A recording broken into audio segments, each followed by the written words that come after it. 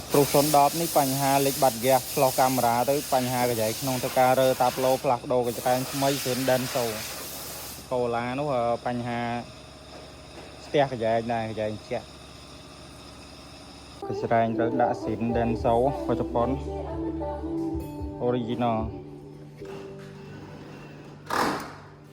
ពេញមកកញ្ចែងឡើងតាមអំបលអញ្ចឹងបានអត់ត្រជាក់បញ្ហាកញ្ចែងក្នុងហើយបាត់ហ្គាសទៀតអាចលេចកញ្ចែងក្នុងតាមអំបលសងខាង